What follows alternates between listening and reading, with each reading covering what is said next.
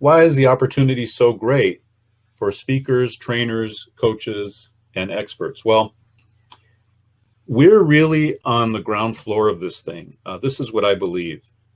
Udemy started in 2010, okay, about 5 years ago. They were off to a kind of a slow start because they were testing a brand new concept.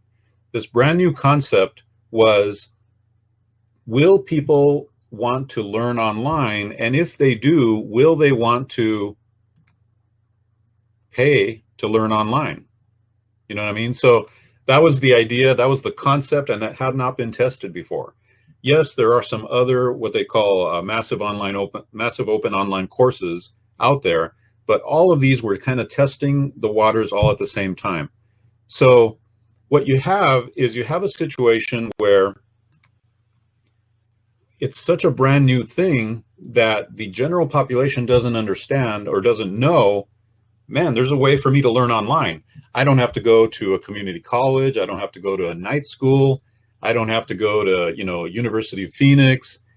I don't have to go to Learning Annex. I could just go to Udemy and learn online. I could have the whole world open to me. It's almost like when we all first discovered the internet, and how amazing it was that you could go just surf from site to site to site and see what was out there. And it was like this whole new world. Well, that's what's happening with Udemy. That's the same kind of excitement when people come to Udemy and they're going, wow, look at all this stuff I could learn. And, the human brain, I think, is geared toward learning. As much as some people might say, I don't like learning, or I hated school. I know when I was just out of school, I went to a very difficult school. I went to one of the best schools in Southern California. It was a technical school where in 3 years you got your high school diploma, and then in 2 more years you got your AS degree. It was such a difficult school, though, such a tough school, that it burned me out on the idea of school. But a couple years after that, I was really interested in photography. So I thought, I'm going to go to the local community college and take some photography classes.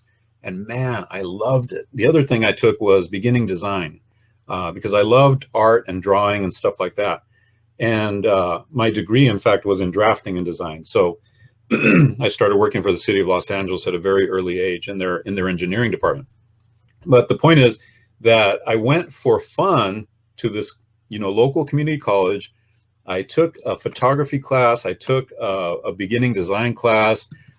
It was the best experience I had, because before that, school was just drudgery. It was just a pain. It was 2 hours of homework every night. It was horrible.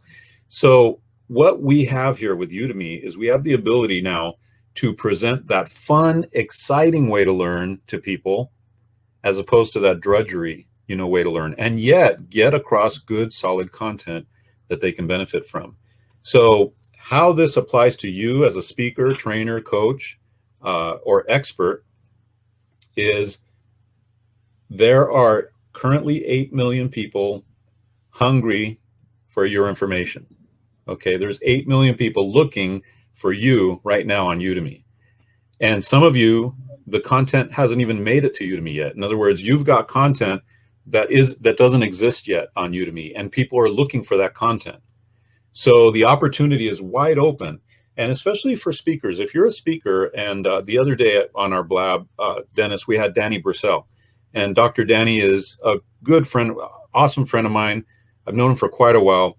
He's a very successful speaker. He goes and speaks all over the place. In fact, I see him on his Facebook feed. He's like, I'm in sometimes Boise, Idaho. I'm in Texas. I'm in Illinois. And he's all over the place speaking. He speaks primarily to administrators at schools and teachers. So he has a young family. He's got young kids.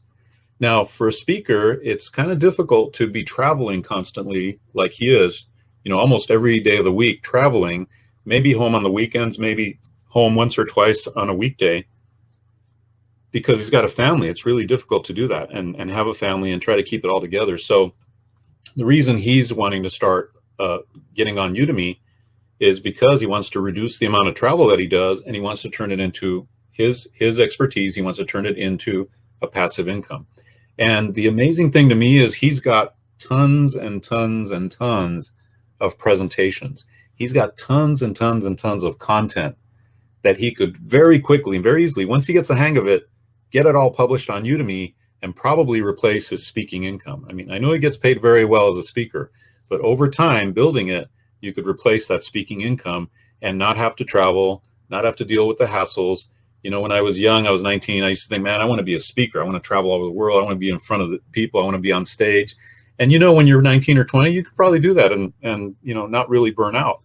When you're 30, 40, and 50, you've got kids and you've got a family and you've got, you know, more responsibilities, things to take care of. It's really not practical to speak and travel that much unless you want your home life to kind of fall apart, you know. So that's where Udemy is the big answer for a lot of people.